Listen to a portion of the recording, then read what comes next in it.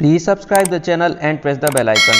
आज हम एनसीईआरटी की किताबों में कक्षा 6 के लिए इतिहास की पाठ्य पुस्तक हमारे अतीत 1 के अध्याय 10 नए साम्राज्य और राज्य के बारे में विस्तार से पढ़ेंगे। तो आइए शुरू करते हैं। नए साम्राज्य और राज्य।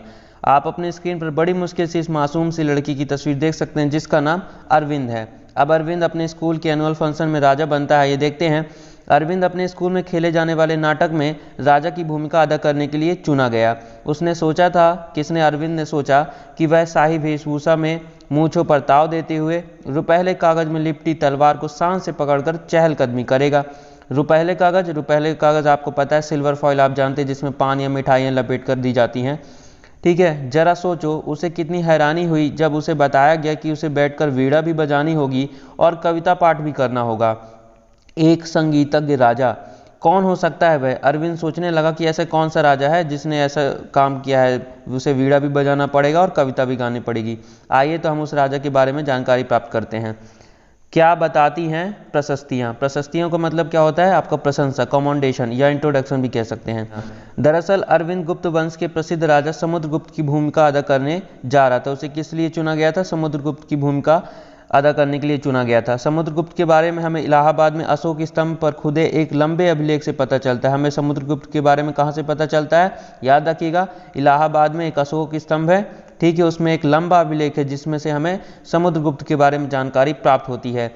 इसकी रचना समुद्रगुप्त के दरबार में कवि व मंत्री रहे हरिसेन द्वारा एक काव्य के रूप में की गई थी। इस अभिलेख की रचना किसने की थी? तो समुद्रगुप्त के दरबारी कवि थे और कवि भी थे और मंत्री भी थे। कौन थे? उनका नाम था हरिसेन। उनके द्वारा काव्य के रूप में यह अभिलेख मिला है। ठीक है, जिससे हमें समुद्रगुप्त के बारे में जानकारी प्राप्त होती है।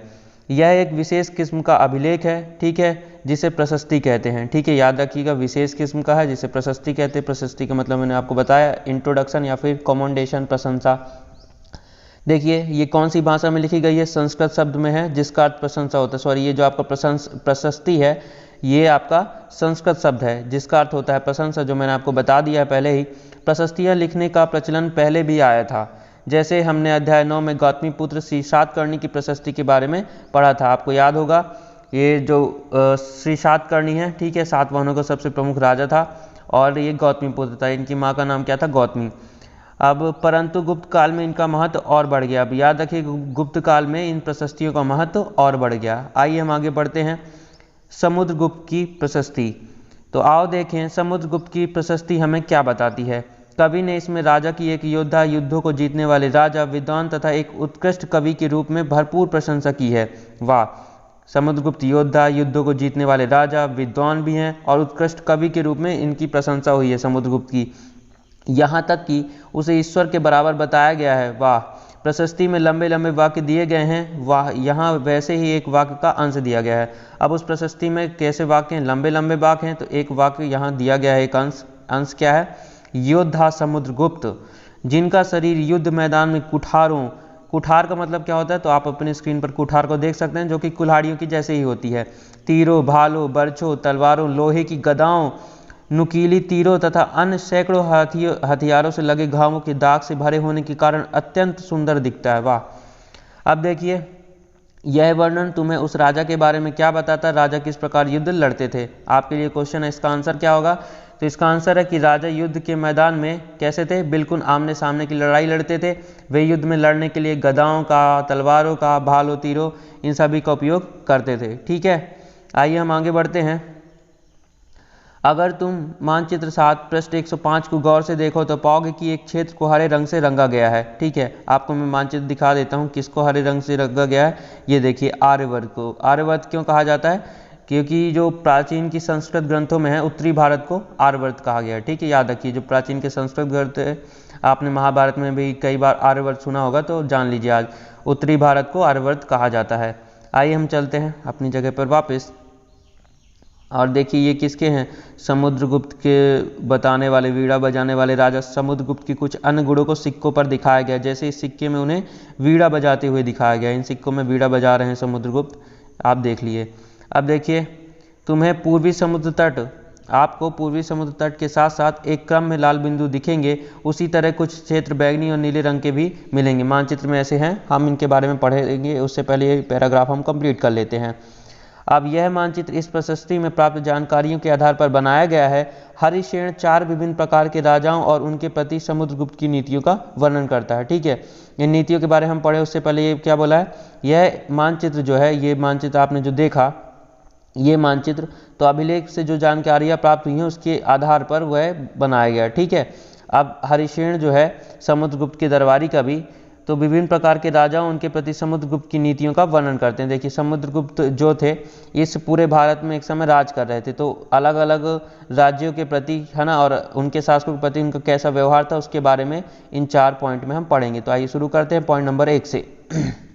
पहला है, मानचित्र में हरे रंग का क्षेत्र आर्यवर्त के उन 9 शासकों का है जिन्हें समुद्रगुप्त ने हरा कर उन्हें उनके राज्यों को अपने साम्राज्य में मिला लिया। तो ये जो हरे रंग का है आपका आर्यवर्त, तो इनके शासकों को समुद्रगुप्त ने हराकर अपने राज्य में, उनका तो साम्राज्य हो गया, क्योंकि साम्राज्य किसे कहते हैं, जिसमें बहुत सारे राज्य और नगर होते हैं उसे साम्राज्य कहते हैं। तो इनका ये छोटा सा था तो ये राज्य था। जब इसने अपने पूरे साम्राज्य में मिला लिया इसको, तो क्या कहलाया, तो आपके समुद्रगुप्त ने आर्यवर्त को अपने साम्राज्य में मिला लिया, हरा के आर्यवर्त के शासकों को। अब आपका दूसरा पॉइंट क्या है, दूसरा पॉइंट है, इसके बाद दक्षिणापथ के 12 शासक आते हैं। ठीक है, दक्षिणापथ के 12 शासक आते हैं, इनमें से कुछ की राजधानी को दिखाने के लिए मानचित्र पर लाल बिंदु दिखाए गए हैं। दक्षिणापथ के बारे में हमने पिछले अध्याय में पढ़ा था। दक्षिणापथ का मतलब क्या होता है, दक्षिण की ओर जाने वाला रास्ता। ठीक है, इसमें 7 वाहन लोग थे ये सब। इन सब ने हार जाने पर समुद्रगुप्त के सामने समर्पण कर दिया था।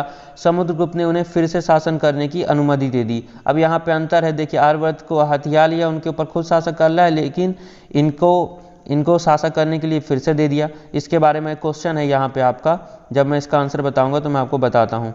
ठीक है, ये आपका ये 7 वाहन को देख लीजिए, ये शासकों को लाल बिंदु से दर्शाया गया है। आइए हम चलते तीसरे पॉइंट पर। तीसरा पॉइंट क्या है, तीसरा पॉइंट है, पड़ोसी देशों का आंतरिक घेरा बैगनी रंग से रंगा गया है। ठीक है, आपने देखा, इसमें असम, तटीय, बंगाल, नेपाल और उत्तर पश्चिम के कई गढ़ या संघ, अध्याय 5 याद करो। तो देखिए, एक गढ़ या संघ का बताता हूँ मैं आपको।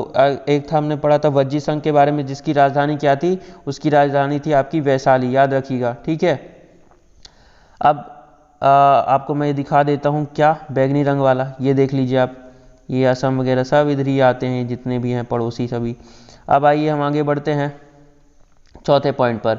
चौथा पॉइंट क्या हमारा, कि बाँ इलाके के शासक जिन्हें नीले रंग से रंगा गया है संभवतः कुषाण तथा शक वंश के थे। इसमें श्रीलंका के शासक भी थे। इन्होंने समुद्रगुप्त की अधीनता स्वीकार की और अपनी पुत्रियों का विवाह समुद्रगुप्त से किया। ये देखिए, ये नीले रंग का है। ठीक है, ये यहाँ पे पाकिस्तान, अफगानिस्तान वगैरह, और यहाँ पे आपका ये जो नेपाल, भूटान है बैगनी रंग वाला, इसको भी कवर कर लिया समुद्रगुप्त ने। और ये नीले रंग से ये भी है जो पड़ोसी देशों में श्रीलंका भी जो था, तो इन्होंने, श्रीलंका के शासकों ने भी अपनी पुत्रियों के विवाह किससे किया था, समुद्रगुप्त से किया था, उसकी शासन को उन्होंने स्वीकार किया था। आइए अब आपके लिए जो क्वेश्चन है उनको पढ़ते हैं। तो मानचित्र में प्रयाग, इलाहाबाद का पुराना नाम, अब तो इलाहाबाद का नाम प्रयागराज ही हो गया है। उज्जैन तथा पाटलिपुत्र, पटना ढूंढो, ये गुप्त शासन के महत्वपूर्ण केंद्र थे। पाटलिपुत्र बिहार, पटना, आइए देख लीजिए आप मानचित्र में, अब कई बार तो मैंने आपको दिखाया, उज्जैन आपका, पाटलिपुत्र ये पटना। ठीक है, ये प्रयाग, इलाहाबाद, प्रयागराज जिसे बोलते हैं। अब क्वेश्चन क्या है कि, क्वेश्चन है, आर्यवर्त तथा दक्षिणापथ के राज्यों के साथ समुद्रगुप्त के व्यवहार में क्या अंतर था। ठीक है, तो अभी मैंने बताया कि समुद्रगुप्त ने आर्यवर्त के शासकों को हराकर उनके राज्यों को अपने साम्राज्य में मिला लिया था, जबकि क्या हुआ, दक्षिणापथ के शासकों ने हार जाने के बाद, देखिए, दक्षिणापथ के शासकों को जब समुद्रगुप्त ने हरा दिया, फिर भी उन्हें शासन करने के लिए क्या कर दिया, अनुमति फिर से प्रदान कर दी। इस अंतर का मुख्य कारण क्या था, तो इसका मुख्य कारण यह था कि समुद्रगुप्त जो था आर्यवर्त या उत्तरी भारत के शासकों पर नियंत्रण रख सकता था। ठीक है, क्योंकि पास में थे। जैसे ये देखिए, अगर आपका समुद्रगुप्त इधर है तो ये इधर आर्यवर्त में आसानी से अपना शासन चला सकता है, लेकिन ये जो दक्षिणापथ है ये काफ़ी दूरी पे पड़ जाता है, इसलिए उधर यहाँ बैठकर, अपनी राजधानी में बैठकर शासन करना समुद्रगुप्त के लिए काफ़ी मुश्किल था। इस वजह से उसने इन 7 महान शासकों को फिर से शासन करने की अनुमति प्रदान कर दी। ठीक है, अब कोई क्वेश्चन है आपके लिए, क्या इस अंतर के पीछे तुम्हें कोई कारण दिखाई देता है? कारण भी मैंने आपको बता दिया कि दूरी था, इसलिए नियंत्रण करना उतना आसान नहीं था जितना कि आर्यवर्त को नियंत्रण करने में, आर्यवर्त के शासकों पर नियंत्रण रखना था, उतना आसान दक्षिणापथ के शासकों पर नियंत्रण रखना नहीं था। इस वजह, यही कारण था आपका। ठीक है, आइए हम चलते हैं आगे। अब देखिए, विक्रम संवत, इसके बारे में तो आपको पता ही है। 58 ईसा पूर्व में प्रारंभ होने वाले विक्रम संवत को परंपरागत रूप से गुप्त राजा चंद्रगुप्त द्वितीय के नाम से जोड़ा जाता है। ठीक है, किसके नाम से जोड़ा जाता है? चंद्रगुप्त द्वितीय के नाम से, याद रखिएगा। ऐसा कहा जाता है कि उन्होंने शकों पर विजय के प्रतीक के रूप में इस संवत की स्थापना की तथा विक्रमादित्य की उपाधि धारण की। उन्हें विक्रमादित्य की उपाधि इसी तरह मिली जब उन्होंने शकों पर विजय प्राप्त कर ली। अब देखिए, और ये सब विक्रम संवत, इन सब के बारे में हम अलग से किसी वीडियो लेक्चर में विस्तार से पढ़ेंगे। अब देखिए वंशावलियाँ। वंश का मतलब क्या होता है? वंश मैंने पिछले अध्याय में आपको बताया था कि वंश कब कहा जाता है? जब किसी एक ही परिवार के, जैसे पिता, फिर पुत्र, फिर उसका पुत्र यानी दादा और उसके भतीजे, ऐसे क्या करने लगते हैं? शासन करते हैं, उन्हें वंश कहा जाता है। जैसे हमने उनके बारे में पढ़ा था, चंद्रगुप्त ने, फिर चंद्रगुप्त के पुत्र बिंदुसार, फिर बिंदुसार का पुत्र अशोक, ऐसे शासन किए थे, उन्हें क्या कहा जाता है? ऐसे लोगों को वंश कहा जाता है। आइए शुरू करते हैं वंशावलियाँ। अधिकांश प्रशस्तियाँ शासकों के पूर्वजों के बारे में मिलती हैं, बताती हैं। ठीक है, जो प्रशस्तियाँ होती हैं शासकों के पूर्वजों के बारे में भी बताती हैं।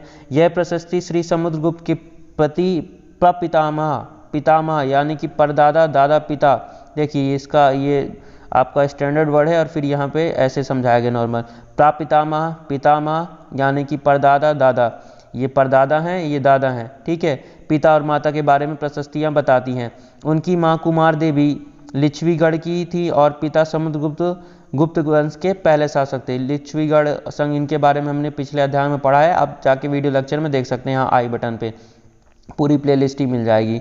देखिए, जिन्होंने महाराजा अधिराज जैसी बड़ी उपाधि धारण की, तो जो भी पूर्वज थे उन्हें महाराजा अधिराज जैसे भी कहा गया। ठीक है, अब इससे यह आभास मिलता है कि धीरे धीरे इस वंश का महत्व बढ़ गया। ठीक है, कैसे महत्व बढ़ गया? जैसे कि आपका ये क्वेश्चन जो है आपके लिए कि इन उपाधियों को महत्व के हिसाब से सजाओ, राजा, महाराजा अधिराज और महाराजा। तो देखिए, सबसे पहले तो आपके राजा बने होंगे, फिर महाराजा हुए, फिर महाराजा से महाराजा अधिराज हुए। ठीक है, तीसरे नंबर में आपका ये आएगा। तो ऐसे धीरे धीरे राजा से महाराजा और महाराजा से महाराजा अधिराज क्यों कहा गया? क्योंकि उनका महत्व बढ़ता गया और उनका राज्य जो है बढ़ता गया और साम्राज्य बन गया। अब देखिए, समुद्रगुप्त के बारे में हमें उनके बाद के शासकों, जैसे उनके बेटे चंद्रगुप्त द्वितीय की वंशावली पूर्वजों की सूची से भी जानकारी मिलती है। अब देखिए, समुद्रगुप्त के पूर्वजों के बारे में वो भी जानकारी है, और फिर समुद्रगुप्त के बारे में कैसी जानकारी है? जो उसके पुत्र लोग जो थे, तो उनके पूर्वज कहला गए समुद्रगुप्त, तो द्वितीय वंशावली थी। तो इसकी सूची में भी हमें समुद्रगुप्त के बारे में बहुत सी जानकारी मिलती हैं। उनके बारे में अभिलेखों तथा सिक्कों से पता चलता है। सिक्कों को आपने अभी देखा चित्र में। उन्होंने पश्चिम भारत में सैन्य अभियान में अंतिम शक शासक को परास्त किया था। ठीक है, सैन्य अभियान में अंतिम शक शासक जो था, वही नीले रंग वाले जो पड़ोसी देश थे, उन्हें क्या किया था? परास्त किया था। ये देखिए, नीले रंग वाले यहाँ पे शक कुषाण किसी का रहा होगा, उन्हें क्या किया था? परास्त किया था। ठीक है, बाद में ऐसा विश्वास किया जाने लगा कि उनका दरबार विद्वानों से भरा था। ठीक है, समुद्रगुप्त का जो दरबार था विद्वानों से भरा था। कवि कालिदास, खगोल शास्त्री आर्यभट्ट उनके दरबार में थे। इनके विषय में और जानकारी हमें अंतिम कक्षा 6 के अंतिम अध्याय में मिलेगी, तो हम वहाँ विस्तार से पढ़ेंगे। अब देखिए, हम पढ़ते हैं हर्षवर्धन तथा हर्षचरित। जिस तरह गुप्त वंश के शासकों के बारे में अभिलेखों तथा सिक्कों से पता चलता है, समुद्रगुप्त के बारे में हमें अभिलेखों और उसके सिक्कों को हमने देखा है, उसी तरह कुछ अन्य शासकों जैसे हर्षवर्धन के बारे में हमें उनकी जीवनी से पता चलता है। इन जीवनी को कौन लिखा होगा? तो आइए हम इनको पढ़ते हैं। ऐसे ही एक राजा हर्षवर्धन थे जिन्होंने करीब 1400 साल पहले शासन किया था। याद रखिएगा, पिछले अध्याय में हमने पढ़ा था 1400 साल पहले स्वयं नाम का चीनी यात्री आया था। कहाँ? भारत आया था। उनके दरबारी कवि बाणभट्ट ने संस्कृत में उनकी जीवनी हर्षचरित लिखी है। देखिए, अब मैंने बताया ना जीवनी किसने लिखी थी, तो उनके दरबारी कवि थे कौन? बाणभट्ट थे, है ना, थे। ठीक है, उन्होंने ही संस्कृत में हर्षवर्धन की जीवनी लिखी थी। इसमें हर्षवर्धन की वंशावली देते हुए उनके राजा बनने तक का वर्णन है। चीनी तीर्थयात्री स्वयं तेसांग, जिनके बारे में हमने पिछले अध्याय में पढ़ा है, काफी समय के लिए हर्ष के दरबार में रहे हैं। कौन रहे हैं? चीनी यात्री जो थे स्वयं तेसांग। उन्होंने वहां जो कुछ देखा उसका विस्तृत वर्णन दिया है। क्या वर्णन दिया है? आइए पढ़ते हैं। हर्ष अपने पिता के सबसे बड़े बेटे नहीं थे, पर अपने पिता और बड़े भाई की मृत्यु हो जाने के बाद थारेश्वर के राजा बने। थारेश्वर राज्य था, उधर के राजा बने। उनके बहनोई कन्नौज मानचित्र 7 पृष्ठ 105 के शासक थे। ठीक है, आइए मैं आपको दिखाता हूँ मानचित्र में कन्नौज कहाँ है। तो मानचित्र में आपका कन्नौज, ये रहा आपका कन्नौज। ठीक है, इधर का शासक कौन बना? इधर कौन शासक बना? तो उनके बहनोई। किसके बहनोई? समुद्रगुप्त के। ठीक है, अब जब बंगाल के शासक ने उन्हें मार डाला तो हर्ष ने कन्नौज को अपने अधीन कर लिया और बंगाल पर आक्रमण कर दिया। ठीक है, आइए आगे। मगध तथा बंगाल की जीत कर उन्हें पूर्व में जितनी सफलता मिली थी उतनी सफलता अन्य जगहों पर नहीं मिली थी। जब उन्होंने नर्मदा नदी को पार किया, पार करके दक्कन की ओर आगे बढ़ने की कोशिश की, तब चालुक्य नरेश पुलकेशिन द्वितीय ने उन्हें रोक दिया। किसे? आपके हर्षवर्धन को। ठीक है, याद रखिएगा। अब आपके लिए क्वेश्चन क्या है? आपके लिए क्वेश्चन है कि भारत का राजनीतिक मानचित्र देखो और सूची बनाओ कि जब हर्षवर्धन बंगाल तथा नर्मदा तक गए होंगे तो आज किन किन राज्यों से गुजरे होंगे। तो आपको हमारे प्रेजेंट का भारत का मानचित्र तो याद ही होगा, तो मैं आपको बताता हूं कि जब वे का नंबर आपका बंगाल जाना होगा उन्हें, तो बंगाल जाने के लिए उत्तर प्रदेश, बिहार और झारखंड राज्यों से गुजरना पड़ा होगा, और जब उन्हें नर्मदा नदी जाने होगी तब उत्तर प्रदेश और मध्य प्रदेश से गुजरना पड़ा होगा। ठीक है, अब आइए हम आगे बढ़ते हैं। आगे हमारे लिए क्या है? पल्लव, चालुक्य और पुलकेशिन द्वितीय की प्रशस्तियाँ। अब हम इनके भी प्रशंसा, कमेंडेशन और इंट्रोडक्शन मिलते हैं। आइए शुरू करते हैं इनके बारे में भी। इस काल में पल्लव और चालुक्य दक्षिण भारत के सबसे महत्वपूर्ण राजवंश थे। याद रखिएगा, दक्षिण भारत के सबसे महत्वपूर्ण राजवंश पल्लव और चालुक्य। ठीक है, 1400 वर्ष के समय पल्लवों का राज उनकी राजधानी कांचीपुरम के आसपास के क्षेत्रों से लेकर कावेरी नदी के डेल्टा तक फैला हुआ था। याद रखिएगा, पल्लवों का राज, पल्लवों की राजधानी क्या थी? कांचीपुरम। याद रखिएगा। जबकि चालुक्यों का राज जो था कृष्णा और तुंगभद्रा नदियों के बीच स्थित था। नदियों के बारे में हम किसी अलग वीडियो लेक्चर में डिस्कस करेंगे। चालुक्यों की राजधानी ऐहोल थी। याद रखिएगा, आपकी पल्लवों की राजधानी कांचीपुरम थी और चालुक्यों की राजधानी क्या थी? आपकी ऐहोल। ओके, अब देखिए यह एक प्रमुख व्यापारिक केंद्र था। ठीक है, ऐहोल जो था प्रमुख व्यापारिक केंद्र था। मानचित्र 7 पृष्ठ 105 में ऐहोल को देखिए। तो देखिए मैं ऐहोल को आपको दिखा देता हूँ। आइए हम मानचित्र में चलते हैं। तो मानचित्र में कहाँ है आपका ऐहोल? तो ये रहा आपका ऐहोल, ये है चालुक्य, चालुक्य की राजधानी आपका ऐहोल। ठीक है, आइए हम चलते हैं अपनी जगह पर वापस। ठीक है, अब धीरे धीरे यह एक धार्मिक केंद्र भी बन गया। पहले तो ऐहोल जो था व्यापारिक केंद्र था, फिर धीरे धीरे धार्मिक केंद्र भी बन गया, जहां कई मंदिर थे। पल्लव और चालुक्य एक दूसरे की सीमाओं पर अतिक्रमण करते रहते थे। मुख्य रूप से राजधानी को निशाना बनाया जाता था। एक दूसरे की राजधानी कांचीपुरम और ऐहोल पर आक्रमण करते रहते। ठीक है, अब क्या है? पुलकेशिन द्वितीय सबसे प्रसिद्ध चालुक्य राजा थे। चालुक्य के सबसे प्रमुख राजा कौन थे? पुलकेशिन द्वितीय। उनके बारे में हमें उनके दरबारी कवि रवि कीर्ति द्वारा रचित प्रशस्ति से पता चलता है। हमें पुलकेशिन द्वितीय के बारे में उनके दरबारी कवि कौन है? रवि कीर्ति के द्वारा रचित प्रशस्ति से पता चलता है। इसमें उनके पूर्वजों, खासतौर पर पिछली 4 पीढ़ियों के बारे में बताया गया है। पुलकेशिन द्वितीय को अपने चाचा से यह राज्य मिला था। कौन सा राज्य? चालुक्य वाला राज्य। ठीक है, आप देखिए रवि कीर्ति के अनुसार उन्होंने पूर्व तथा पश्चिम दोनों समुद्र तटीय इलाकों में अपने अभियान चलाए। इसके अतिरिक्त उन्होंने हर्ष को भी आगे बढ़ने से रोका। हर्षवर्धन को उन्होंने आगे बढ़ने से रोका। हर्ष का अर्थ होता है आनंद। कवि का कहना है कि इस पराजय के बाद अब हर्ष नहीं रहा। पुलकेशिन द्वितीय ने पल्लव राजा के ऊपर भी आक्रमण किया, जिसे कांचीपुरम की दीवार के पीछे शरण लेनी पड़ी। देखिए जैसे हम आज किसी भी बात का मजाक बनाते हैं, उसी प्रकार जो रवि कीर्ति कवि थी उन्होंने भी मजाक बनाया। हर्षवर्धन उनका नाम था। जब उन्हें आगे बढ़ने से रोका गया तो उनका हर्ष जो है आनंद में बढ़ गया। तो हर्षवर्धन से अब उनके पास हर्ष नहीं रह गया। अब देखिए चालुक्यों की विजय जो थी अल्पकालीन थी, ज़्यादा समय तक इनका शासन नहीं रहा। लड़ाई से दोनों वंश दुर्बल होते गए, एक दूसरे पर आक्रमण करते गए, दुर्लभ होते गए पल्लव और चालुक्य। ठीक है, पल्लवों और चालुक्यों को अंततः राष्ट्रकूट तथा चोल वंशों ने समाप्त कर दिया। अब क्या किया? चोल वंशों ने इन पर आक्रमण कर लिया, उन पर विजय प्राप्त कर ली। इनके बारे में हम आगे कक्षा 7 में पढ़ेंगे। बस हम कक्षा 7 शुरू ही करने वाले हैं। अब आपके लिए क्वेश्चन है, क्या क्वेश्चन है? क्वेश्चन है वे कौन से अन्य शासक थे जो तटों पर अपना नियंत्रण करना चाहते थे। अध्याय 9 देखो, तो आपको याद होगा अध्याय 9 में हमने पढ़ा था दक्षिण में कौन थे? आपके मूवेंदार। मूवेंदार किन्हें कहा जाता है? आपके चोल, चेर तथा पांड्य ने मूवेंदार कहा जाता था। और दक्षिणापथ के जो शासक थे सातवाहन, ये सब कहाँ कब्जा करना चाहते थे? तो अपना नियंत्रण चाहते थे तटीय मार्गों पर। ठीक है, आइए हम आगे बढ़ते हैं। तो हमारा आगे क्या है? इन राज्यों का प्रशासन चलता कैसे था? ठीक है, चालुक्य, हर्षवर्धन और पल्लवों, इन सभी का शासन कैसे चलता था? समुद्रगुप्त का शासन भी कैसे चलता था? इन सब के बारे में हम यहाँ पढ़ते हैं। पहले के राजाओं की तरह इन राजाओं के लिए भूमि कर सबसे महत्वपूर्ण था। ठीक है, भूमि कर, कर मतलब टैक्स, शासन चलाने के लिए टैक्स चाहिए इन्हें। प्रशासन की प्राथमिक इकाई गांव होते थे, लेकिन धीरे धीरे कई नए बदलाव आए। राजाओं ने आर्थिक, सामाजिक, राजनीतिक तथा सैन्य शक्ति रखने वाले लोगों का समर्थन जुटाने के लिए कई कदम उठाए। उदाहरण के तौर पर कौन कौन से कदम उठाए? पहला कदम था कुछ महत्वपूर्ण प्रशासकीय पद अनुवांशिक बन गए। अनुवांशिक मतलब पहले पिता, पिता के बाद उसका पुत्र, फिर पुत्र के बाद उसका पुत्र। ठीक है, कवि हरिशेन अपने पिता की तरह महादंड नायक अर्थात मुख्य न्यायाधिकारी बने। जो जज होता है वही चीज़। ठीक है, अब देखिए कभी कभी अब हरिशेन कहाँ था, आपका समुद्रगुप्त का दरबारी कवि था, ठीक है। अब कभी कभी एक ही व्यक्ति कई पदों पर कार्य करता था, जैसे कि हरिशेन एक महादंडनायक होने के साथ साथ कुमार रथ अर्थात एक महत्वपूर्ण मंत्री तथा एक संधि विग्रही अर्थात बुद्धि और शांति के विषयों का भी मंत्री था। देख लीजिए अब हरिशेन को क्या क्या 3 पद थे, महादंडनायक था यानी जज था, ठीक है, महत्वपूर्ण मंत्री भी था, और संधि विग्रही मतलब शांति, संधि विग्रही मतलब जो भी एक दूसरे से लड़ाई करते हैं तो उनके बीच में समझौता कराने वाले विषयों का भी मंत्री था। कौन? हरिशेन। अब देखिए एक और क्या उदाहरण दे दिया जा रहा है आपको, तो एक और एग्जाम्पल है, संभवतः वहाँ के स्थानीय प्रशासन में प्रमुख व्यक्तियों का बहुत बोलबाला था, बिल्कुल था। इनमें नगर श्रेष्ठी यानी मुख्य बैंकर या शहर का व्यापारी, सार्थवाह यानी व्यापारियों के काफिले का नेता, प्रथम कुलिक अर्थात मुख्य शिल्पकार तथा कायस्थ यानी लिपिकों के प्रधान जैसे लोग होते थे, ठीक है। जैसे आज भी होता है, जो भी प्रमुख लोग हैं उनका बहुत दबदबा रहता है, आज भी, वैसे पहले भी था।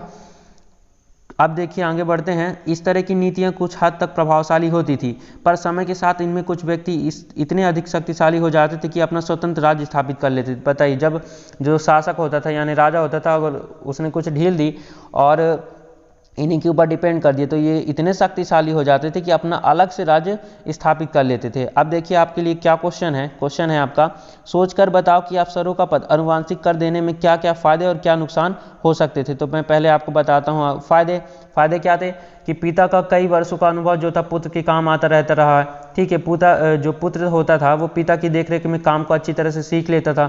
यदि पिता ईमानदार होता है तो अपने बच्चे को भी वही सीख और वही संस्कार देता है।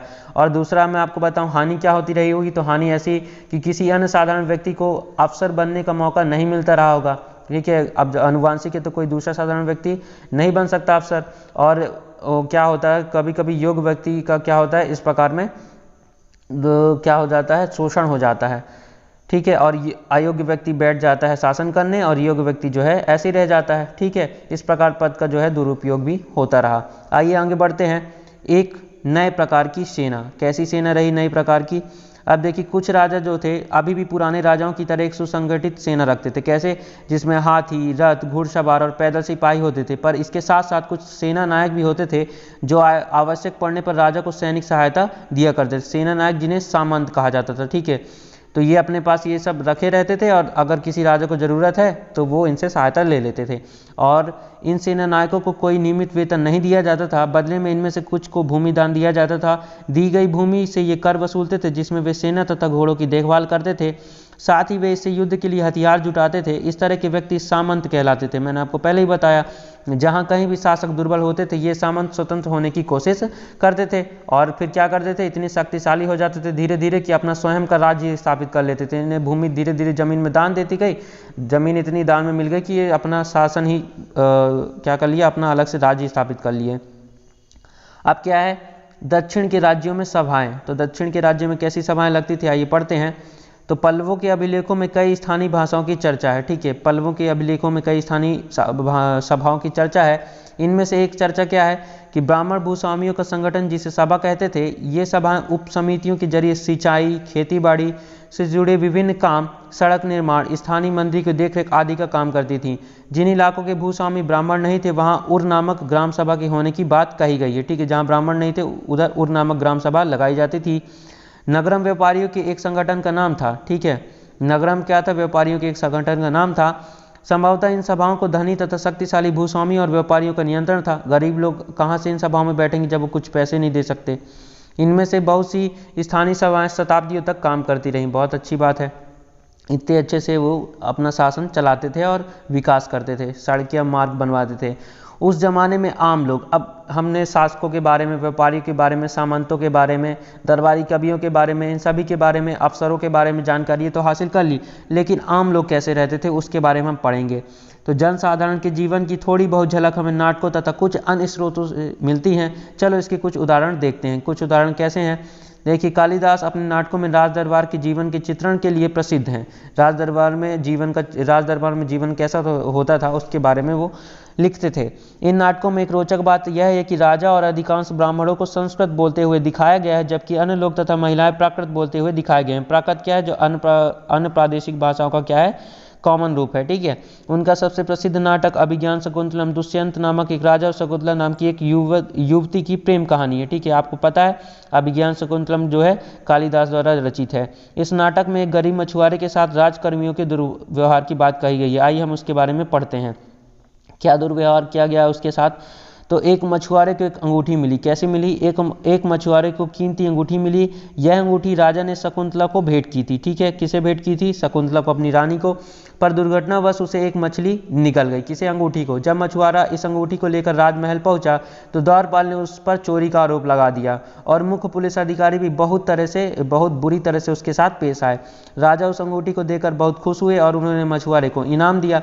पुलिस वाला और द्वारपाल मछुआरे से इनाम का कुछ हिस्सा हड़पने के लिए उसके साथ शराब खाने चल पड़े। देखिए क्या है, अभी भी ऐसा होता है, मतलब कि गरीब है तो उसके साथ शोषण कर रहे हैं, उसके साथ अच्छे से पेश नहीं आ रहे, उसके साथ अच्छे से व्यवहार नहीं कर रहे हैं।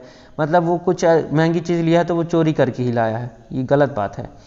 अब आपके लिए क्या क्वेश्चन है कि आज अगर किसी गरीब आदमी को कुछ मिलता है और वह पुलिस में खबर कर देता है तो क्या उसके साथ इसी तरह का बर्ताव किया जाएगा? मैं आपको कमेंट सेक्शन में पूरी आज़ादी देता हूँ, इसके बारे में आप कमेंट करके बताइए कि कैसा बर्ताव किया जाता है आज, क्योंकि आप अच्छे से बता पाएंगे जो भी आपने देखा होगा, आपने जो एक्सपीरियंस किया होगा सोशल मीडिया में, आप कमेंट करके मुझे बताइए। अब एक प्रसिद्ध व्यक्ति का नाम बताओ जिसने प्राकृत में उपदेश दिए हैं, और एक राजा का नाम बताओ जिसने प्राकृत में अपने अभिलेख लिखवाए हैं। तो देखिए राजा का नाम है अशोक, जिसने प्राकृत भाषा में अपने अभिलेख लिखवाए हैं। और उपदेश किसने दिए हैं? तो उपदेश जो हैं आपके किसके? जैन धर्म के 24वें तीर्थंकर कौन थे? भगवान वर्धमान महावीर, उन्होंने प्राकृत में अपने उपदेश दिए हैं। आइए हम आगे चलते हैं। आगे क्या है? चीन तीर्थयात्री फासियन का ध्यान उन लोगों की दुर्गति पर भी गया जिन्हें ऊंचे और शक्तिशाली लोग अछूत मानते थे, ठीक है। शक्तिशाली लोग उन्हें अछूत मानते थे। अब देखिए हमने आम लोगों की बात तो जान ली। अब देखिए आम लोगों से नीचे कौन आता है? अछूत लोग। अब अछूतों के बारे में दिया है, अब उनके बारे में पढ़ते हैं। इन्हें शहरों के बाहर रहना पड़ता था। किन्हें? अछूतों को। वे लिखते हैं कि अगर इन लोगों को शहर या बाजार के भीतर आना होता तो वे सभी को आगाह करने के लिए लकड़ी के एक टुकड़े पर चोट करते रहते थे, अपने शरीर पर मारते रहते थे।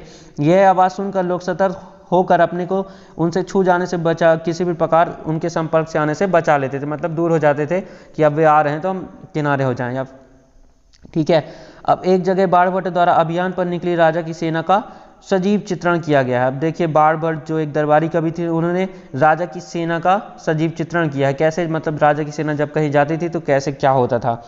तो देखिए राजा बड़ी मात्रा में साजो सामान लेकर यात्रा किया करते थे। इनमें हथियारों के अतिरिक्त रोजमर्रा के उपयोग में आने वाली चीजें जैसे बर्तन, असबाब, जिसमें सोने के पायदान भी शामिल थे, ये सब सामान लेकर चलते थे। खाने पीने के सामान में क्या होता था? बकरी, हिरण, खरगोश, सब्जियां, मसाले, ये सभी होते थे आदि। विभिन्न प्रकार की चीजें शामिल होती थी। ये सारी चीजें ठेलगाड़ियों पर या ऊंटों तथा हाथियों जैसे सामान ढोने वाले जानवरों की पीठ पर लाद कर ले जाई जाती थी। इस विशाल सेना के साथ साथ संगीत कर नगाड़े, बिगुल तथा तुरही बजाते हुए चलते रहते थे। रास्ते में पड़ने वाले गांव वालों को उनका सत्कार करना पड़ता था। अब देखिए राजा जिस गांव से भी होकर गुजरते थे उस गांव के लोगों को राजा की सेना को क्या करना पड़ता था? स्वागत और सम्मान करना पड़ता था। वे जो थे दही, गुड़ तथा फूलों का उपहार लेकर आते थे। किसके लिए? राजा के लिए। तथा जानवरों को चारा भी देते थे गांव वाले, ठीक है। वे राजा से भी मिलना चाहते थे ताकि अपनी शिकायत का या अनुरोध का उनके सामने रख सकें। उनके पास जो भी दिक्कतें हैं वे राजा के सामने रख सकें। पर ये सेनाएं अपने पीछे विनाश और विध्वंस की निशानी छोड़ जाती थी। आते तो ठीक थे, लेकिन कहीं भी सेना जाती थी तो अपने पीछे विनाश और विध्वंस की निशानी छोड़ जाती थी। कैसे? अक्सर गांव वाले की झोपड़ियां हाथी कुचल डालते थे और व्यापारियों के काफिले में जूते बैल, देखिए जो बैल होते हैं जिनको चलाया जाता है उन्हें कहा जाता है जूते बैल, इस हलचल भरे माहौल से डरकर भाग खड़े होते थे। अब नॉर्मल जो बैल होते हैं क्या होते हैं, हम आम भाषा में बताता हूँ आपको, बिचक जाते थे, ठीक है। बाणभट्ट लिखते हैं पूरी दुनिया धूल के गर्त में डूब जाती है। अब आप इस सेंटेंस से अंदाजा लगा सकते हैं कि उनके जाने के बाद क्या होता था गांव में। अब आपके लिए दो क्वेश्चन है। क्या है? पहला क्वेश्चन है सेना के साथ ले जाई जाने वाली चीज़ों की सूची बनाओ। तो देखिए सेना के साथ क्या क्या चीज़ें ले जाई जाती थी? हथियार, बर्तन, खाने पीने का सामान और नगाड़े, तुरही, ये सब ले जाया जाता था। दूसरा क्वेश्चन है ग्रामवासी राजा के लिए क्या क्या लेकर आते थे? तो ग्रामवासी राजा के लिए दही, गुड़ तथा फूलों का उपहार लाते थे। और गाँव वाले जो थे, जो सेना में क्या रहते थे आपके, हाथी वगैरह, हाथी घोड़े, उनके लिए चारा भी लेकर आते थे। आइए आगे बढ़ते हैं। अन्यत्र अगर आप चाहते हैं तो पॉज करके वीडियो पढ़ सकते हैं। ये मैंने आपको जूम इन कर दिया। आधा पैराग्राफ आप ऐसा पढ़ लीजिए, आधा ऐसे पढ़ लीजिए और ये ऐसे पढ़ लीजिए। आइए हम आगे बढ़ते हैं। सबसे इम्पोर्टेंट ये भी आपके लिए, आओ याद करें। ठीक है, अब जो हमने पढ़ा उसको याद करते हैं। पहला है सही या गलत बताओ। तो पहला क्वेश्चन है, हरिशेर ने गौतमी पुत्र से सातकर्णी की प्रशंसा में प्रशस्ति लिखी है। बिल्कुल गलत। हरिशेर ने गौतमी पुत्र सातकर्णी की नहीं लिखी है। ठीक है, हरिशेर ने समुद्रगुप्त की प्रशस्ति लिखी है। ठीक है, और सातकर्णी की किस लिए लिखी है? उसकी माँ कौन है? गौतमी। ठीक है, अब ये जो है आपका का नंबर गलत है। खा क्या है? आर्यवर्त के शासक समुद्रगुप्त के लिए भेंट लाते थे। तो ये भी गलत है। वो कहाँ से भेंट लाएंगे? शासन तो समुद्रगुप्त ने ही कर लिया था उन पे, हथियार कर उन पर विजय हासिल करके। ठीक है, तो आपका ये जो पहला है और दूसरा है, दोनों क्या है? गलत हैं। आइए हम चलते हैं तीसरे पर। तो क्या है? दक्षिणापथ के 12 शासक थे। बिल्कुल सही। तीसरा क्या है? गुप्त शासकों के नियंत्रण में 2 महत्वपूर्ण केंद्र तक्षशिला और मदुरै थे। ये भी नहीं, ये भी आपका जो है घ नंबर जो है आपका चौथा नंबर, ये भी गलत है। अब आपका है अंगा नंबर क्या है? 5वां, एहोल पल्लवों की राजधानी थी। बिल्कुल गलत। एहोल जो थी आपके चालुक्यों की राजधानी थी। किसकी राजधानी थी? चालुक्यों की। याद रखिएगा, एहोल जो है आपकी चालुक्यों की राजधानी थी। अब आपका 4 नंबर क्या है? दक्षिण भारत में स्थानीय भाषाएं सदियों तक काम करती रहीं। तो आपका जो ये है बिल्कुल सही। दक्षिण भारत में जो स्थानीय भाषा कैसे खत्म हो सकती है? ऐसे 3 लेखकों के नाम बताओ जिन्होंने हर्षवर्धन के बारे में बताया है। तो हर्षवर्धन के बारे में कौन कौन बताया है? उनके दरबारी कवि बाणभट्ट ने बताया है। सेन त्संग जो कि चीनी यात्री थे, जो कि 1400 वर्ष पूर्व आए थे भारत, उन्होंने बताया है। और एक जन और किसने बताया है? तीसरे नंबर के आपके हैं रवि कीर्ति। वो भी उनके क्या थे? दरबारी कवि थे या आसपास के थे। ठीक है, उन्होंने भी बताया। रवि कीर्ति ने क्या बताया है? रवि कीर्ति उनके जो हराया था उनके बारे में बताया। जो क्या बोला था उन्होंने कि हर्ष का मतलब होता है आनंद, लेकिन जब उन्होंने हर्ष को आगे बढ़ने से रोका गया तो उनका आनंद जो है कैसे बदल गया? आनंद से विपरीत हो गया उनका। ठीक है, अब देखिए आपके लिए क्या है? तीसरा है, इस युग में सैन्य संगठन में क्या बदलाव आए थे। ठीक है, तो आपने यहाँ पे जो बड़ा है सैन्य संगठन में क्या बदलाव आया मैं आपको बताता हूँ। ठीक है, आपने ये पैराग्राफ तो पढ़ा है, दक्षिण ये पैराग्राफ आपने पढ़ा है, एक नए राजा की सेना। तो इसमें आपका ये आप फिर से पढ़ लीजिए, यही आपका उत्तर है। ठीक है, अब आइए आगे चलते हैं। आपका अगला क्वेश्चन क्या है? हमारा अगला क्वेश्चन 4 है, इस काल की प्रशासनिक व्यवस्था में तुम्हें क्या नई चीज़ें दिखती हैं? किस काल की? इस 1400 वर्ष पूर्व के समय में जो है क्या प्रशासनिक व्यवस्था हमें दिखाई दी? तो इसका आंसर आपका ये रहा। ये बहुत बड़ा पैराग्राफ है, अगर आप उत्तर देखना चाहते हैं तो इसे पढ़ लीजिए। इन राज्य का प्रशासन कैसे चलता था। ठीक है, इसका आंसर आप ये पैराग्राफ फिर से देख लीजिए। अगर विस्तार से पढ़ना है तो पॉज करके, खुद ही पढ़ के हो जाने वाला है तो आप पॉज करके पढ़ लीजिए, नहीं तो पीछे जाके पढ़ लीजिए वीडियो को पीछे करके। Please subscribe the channel and press the bell icon so that you never miss the notification of our any new video. Thank you for watching.